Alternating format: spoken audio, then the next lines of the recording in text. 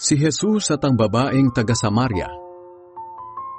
Nabalitaan ng mga Pariseo na mas marami na ang mga tagasunod ni Jesus kaysa kay Juan, at mas marami na ang nabautismohan niya, kahit na hindi mismo si Jesus ang nagbabautismo, kundi ang mga tagasunod niya. Nang malaman ni Jesus na nabalitaan ito ng mga Pariseo, umalis siya sa Judea at bumalik sa Galilea. Para makabalik sa Galilea, kailangan niyang dumaan sa Samaria.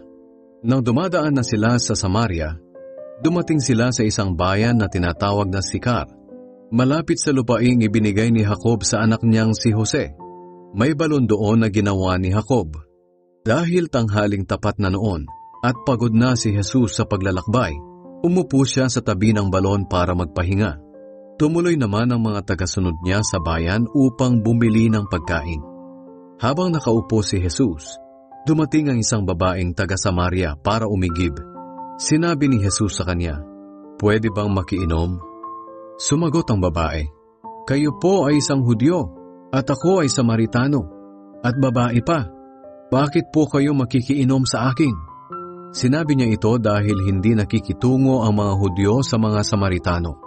Sinabi ni Jesus sa babae, "Kung alam mo lang ang ipinagkakaloob ng Diyos, at kung sino ang nakikiinom sa iyo, baka ikaw pa ang manghingi sa akin para bigyan kita ng tubig na nagbibigay buhay."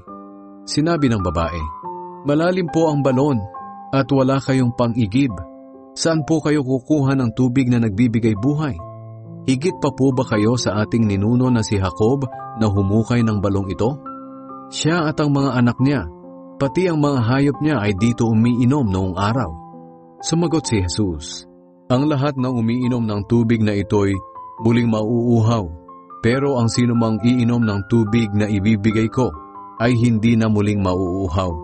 Dahil ang tubig na ibibigay ko ay magiging tulad ng isang bukal sa loob niya na magbibigay ng buhay na walang hanggan."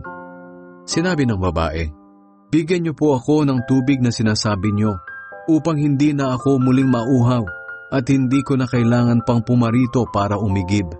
Sinabi sa kanya ni Jesus, "Umuwi ka muna at isama mo rito ang iyong asawa."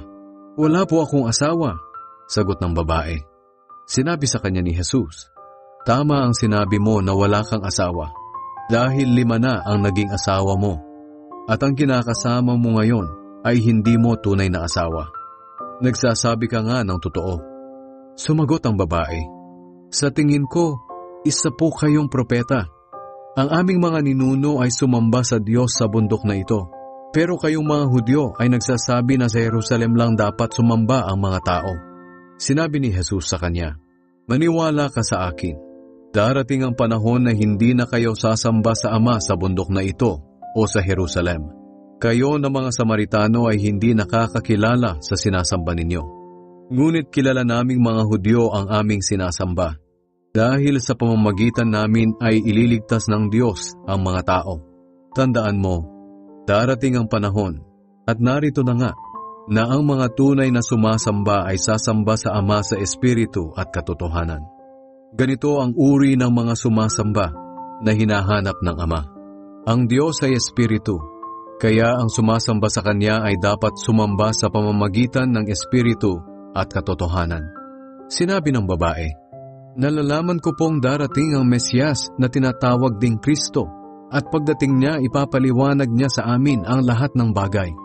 Sinabi ni Jesus sa kanya, "Akong nagsasalita sa iyo ngayon ang tinutukoy mo." Nang sandaling iyon, dumating ang mga tagasunod ni Jesus. Nagtaka sila nang madatnan nilang nakikipag-usap siya sa isang babae.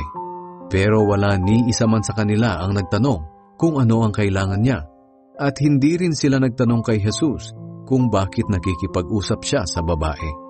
Iniwan ng babae ang kanyang banga, bumalik sa bayan at sinabi sa mga taga roon, "Halika kayo, ipapakita ko sa inyo ang taong alam na alam ang lahat ng ginawa ko.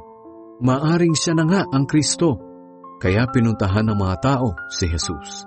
Samantala pinapakiusapan ng mga tagasunod niya si Jesus na kumain na.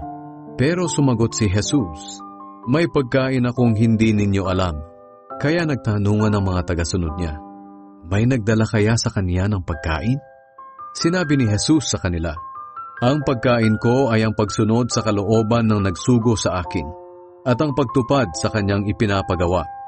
Hindi ba sinasabi niyo na 4 na buwan pa bago ang anihan? Ngunit sinasabi ko sa inyo, anihan na. Tingnan niyo ang mga taong dumarating, para silang mga pananim sa bukid na hinog na at pwede nang anihin. Kayong mga tagapag-ani ay tatanggap ng gantimpala mula sa Diyos. At ang mga taong inaani ninyo ay bibigyan niya ng buhay na walang hanggan. Kaya magkasamang matutuwa ang nagtanim ng salita ng Diyos at ang nag-ani. Totoo ang kasabihang, iba ang nagtatanim at iba rin ang umaani. Sinugo ko kayo upang anihin ang hindi ninyo itinanim. Iba ang nagtanim ng salita ng Diyos at kayo ang umaani ng kanilang pinaghirapan.